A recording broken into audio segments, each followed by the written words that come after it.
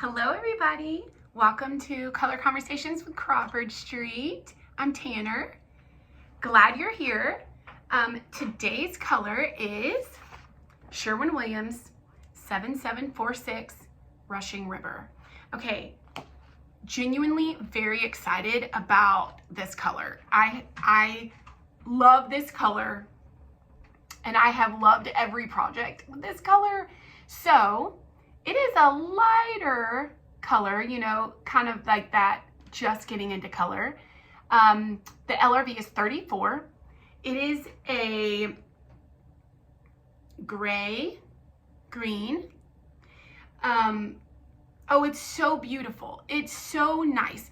It is subtle in the best absolute possible way. So when does this, you know, come in handy? If you have a really great component in your room already and you just want a color to kind of enhance everything, that's what this is going to do. So say you have a really fantastic countertop that's got a lot of colors in it, or you have a really great piece of wood, you know, cabinetry or you know, wall piece, whatever that may be. If you have a good, nice standout piece already and you just need a complementary color that's not going to steal the show, that's just going to go, here's a little oomph to how beautiful you are already looking, then Rushing River is going to do that. It is gray, so it's muted, so it feels trendy and it feels relevant and it feels modern and it feels, you know, hip. But it has a green undertone, so it is super classic. It's going to be timeless. You know, it's not going to feel out of place. It's not going to be jarring in any sort of way, shape, or form. Places we've seen this look good on. Cabinetry.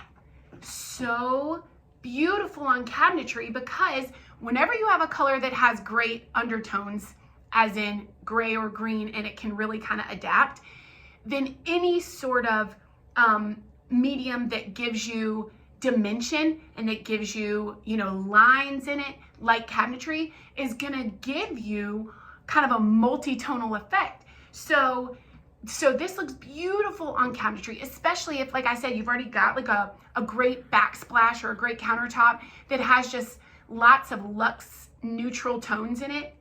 This is such a beautiful cabinet color. It is light enough to be both uppers and lowers, but it is different enough from, like, if you have white cabinetry, it's different enough if you did want to do white uppers and this is your lowers, or white on your perimeter cabinets and this is your island cabinet. It definitely offers enough depth difference, you know, to give a contrast and to feel like a tone and a color. It's not white, but it is light enough to where, you know, like I said, it's not going to feel heavy and it's not going to overtake anything. It's still very light and airy. And other places this looks good is exterior, because again, anything with a natural undertone of green is going to play so well with foliage and landscaping and everything like that. But because of its grayness, it's really elevated. It's so like a, just a soft color, you know what I mean? In just the most charming way.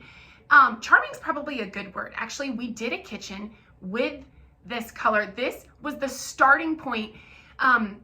We don't usually ever tell clients to start with color, because color can be so customized to you and it can be so adjusted and changed and adapted to be literally perfect to your project, that we usually say let your other pieces kind of dictate your color.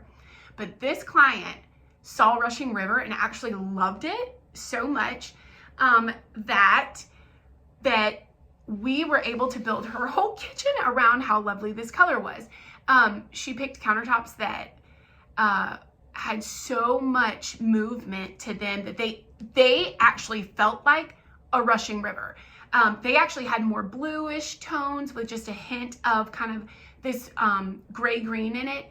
And this was just the most perfect grounding feature for the cabinetry that was holding that Rushing River top. So it's great cabinetry. It's Also, I didn't even mention, it's kind of obvious since it's got a green undertone, but it's a warm gray. So again, a lot of times we see gray where it can go very cool, which is fine. Just, it's pay attention to these grays. Really gray is not gray, and we all know that. So if you have gray already and you're wanting to kind of soften things up because it's too cool, you feel like it's too kind of industrial, this is a great soft, warm green gray to start bringing natural tones in, to kind of marry in some wood colors, some warm hardware, whatever that may be. This is a great color for that. It's also a great trim color. It is a great shutter color. Oh, it is a great siding color. Again, because of its ability to be a multi-tonal effect on something with, lines and dimension and texture, which is siding. It's great. Or shake. It's such a beautiful color.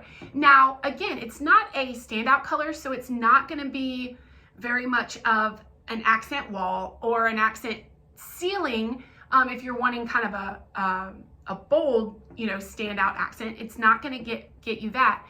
But it is definitely, like we talked about, enough of a difference from white to be to feel contrasting from your trim or from your cabinetry in your house.